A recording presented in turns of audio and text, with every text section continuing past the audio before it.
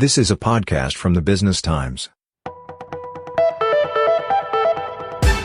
Welcome to the BT Mark to Market podcast. My name is benpaul, and I'm a senior correspondent at the Business Times. This series of podcasts, which is based on my weekly column in the Business Times, aims to provide analysis and insight on market trends and corporate issues in Singapore. We're in the month of August 2024, and I want to talk about two things in this podcast. The first is an epic blunder that I made last month in a mark-to-market column about the CEO pay at two very prominent companies, Singtel and SIA. The second thing I want to talk about is the turnaround that's unfolding at the first of those two companies, namely Singtel. Let me first address the mistake I made. Early last month, the mark-to-market column compared the remuneration of the CEOs of Singtel and SIA against the financial performance of their respective companies and the management challenges they faced. The central thread of the column was that the remuneration of Singtel CEO Yuen Kuan Moon in the financial year to March 2024 was significantly lower than the remuneration of SIA CEO Goh Chun Pong, and that Singtel, under Yuan's leadership, is in the midst of a big turnaround, while the record revenue and earnings that SIA has reported since the pandemic are not sustainable. Here's the problem. While the total remuneration that I cited for the CEO of SIA included a substantial share-based component, the total remuneration for the CEO of Singtel did not include the value of the shares he was granted. So it was not an apples-to-apples comparison. And, in fact, the remuneration of Singtel CEO, which I said had fallen slightly to $3.28 million, was wrong.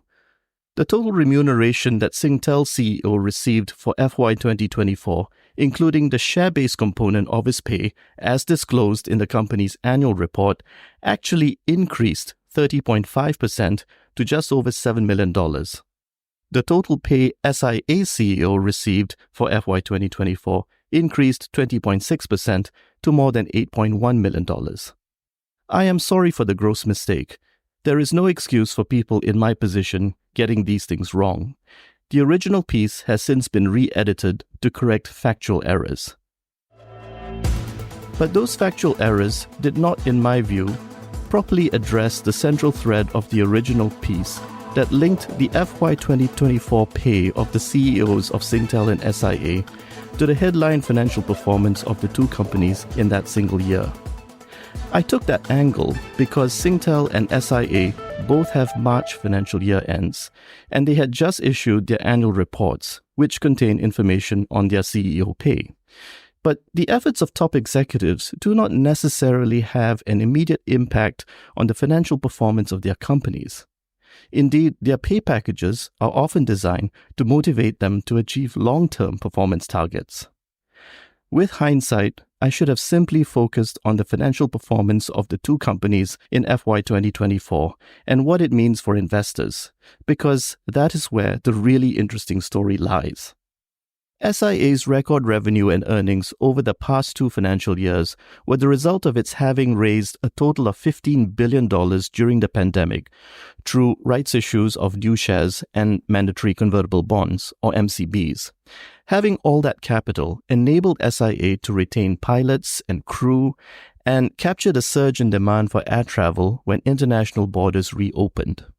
This made SIA a very interesting stock for investors during the pandemic period. In fact, investors who backed its rights issues have been well rewarded. SIA has already fully redeemed its MCBs, and its shares, even after the recent global market correction, are trading at nearly twice their rights issue price of $3 per share. SIA has also reinstated its dividend payouts after a 2-year hiatus. It paid dividends of 38 cents per share for FY 2023 and 48 cents per share for FY 2024.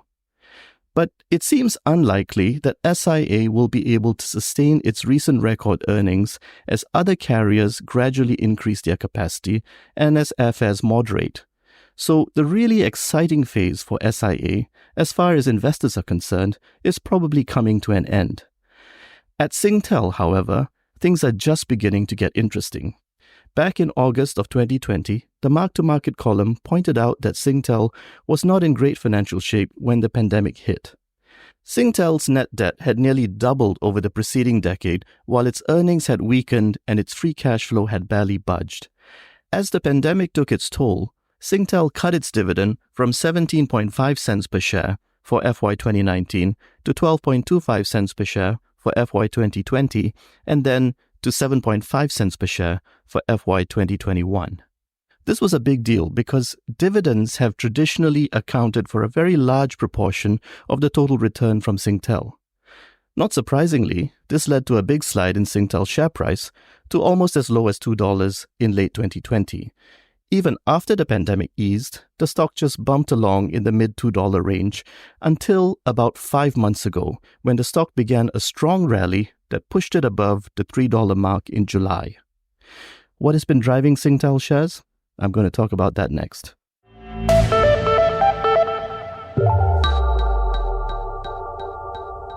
Money Hacks now comes to you every Monday. Get useful financial tips every week. How much to save, what to invest in. Howie Lim asks the experts, so you have the answers. Money Hacks by the Business Times. Every Monday, go to bt.sg/moneyhacks or wherever you get your podcasts. And now, back to Market from the Business Times. Since Singtel's current CEO, Yuan Kuan Moon, took the helm on the 1st of January 2021, the group has focused on revitalizing its core businesses, developing new growth drivers, selling underperforming assets, and lightening its balance sheet. This is beginning to deliver value to investors, and it has made analysts more positive about its stock. For me, one of the more notable moves Singtel made was the announcement in July 2022 that it would sell its US digital media and advertising unit, Amobi, for $239 million. In October 2023, Singtel also announced the sale of its cybersecurity business, Trustwave, for $205 million. These were among the many digital investments that Singtel made over the years, which failed to excite the market. By getting these assets off its balance sheet, Singtel clearly demonstrated that it was going in a new direction. Some of the moves Singtel made also reminded investors that there is a huge amount of value in the group that can be unlocked. For instance, Singtel said in October 2021 that it would raise 1.9 billion Australian dollars through the sale of a 70% stake in an entity that operates telecommunication towers for Optus. Singtel has also been selling down its stake in its regional associate Airtel. So far, it has raised more than $3 billion through 2 sales, one in 2022 and another earlier this year. On top of that, value is being unlocked from Singtel's Comcentre headquarters. In June 2022, Singtel said it would form a 51-49 joint venture with Lendlease to redevelop the property. The joint venture company will pay Singtel more than $1.6 billion for the cost of the land for the development. In another interesting move, Singtel has been forging partnerships and tapping private equity funds to support its growth. In September last year, it said KKR would acquire a 20% stake in its regional data center business for $1.1 billion.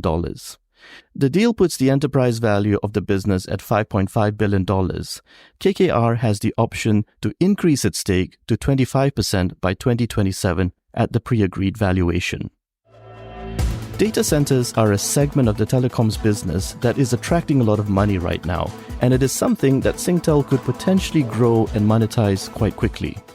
Interestingly, ST Telemedia said last month that a KKR-Singtel consortium will invest $1.75 billion in its global data center business. So what does all this mean for investors? Well, Singtel's headline financial numbers for FY 2024 did not look all that impressive. Its revenue for the financial year actually slipped about 3% to $14.1 billion, which the company attributed to the strong Singapore dollar. Its earnings came in sharply lower at $795 million versus $2.23 billion the previous year. This was due to large exceptional items, the most significant of which were impairment charges related to Optus. Excluding these exceptional items, Singtel's underlying earnings were up more than 10% to $2.26 billion. In fact, FY 2024 was the third straight year that Singtel's underlying earnings increased. But here's the really interesting thing. Singtel said earlier this year that its capital recycling program had raised $8 billion over the last 3 years. Singtel also said it has now identified a further $6 billion of assets that could be monetized. At the end of March, the group's net debt stood at $7.8 billion, down from $8.3 billion at the end of FY 2023 and nearly $12.5 billion at the end of FY 2020. Singtel has also indicated that it's going to keep unlocking value in a systematic way by committing to paying what it calls a value realization dividend of 3 to 6 cents per share every year. This is in addition to a core dividend of between 70% and 90% of its underlying net profit. As I said earlier, Singtel's dividends have traditionally accounted for a big proportion of its total return. The value realization dividend shows the group plans to float some of the gains from its value unlocking initiatives up to shareholders every year. It's already started to do that. Singtel's total dividend for FY 2024 was 15 cents per share, comprising an interim dividend of 5.2 cents per share, a core final dividend of 6 cents per share, and a value realization dividend of 3.8 cents per share. That compares to a total dividend of 14.9 cents per share for FY 2023 and 9.3 cents per share for FY 2022. The way I see it, Singtel's efforts to reposition itself for growth and its value unlocking initiatives are putting it back on the radar of analysts and investors. And this is a trend that's likely to continue. Many investors will remember there was a time when Singtel was the largest company in the Singapore market, but it's been overtaken by the 3 local banks, DBS, OCBC, and UOB.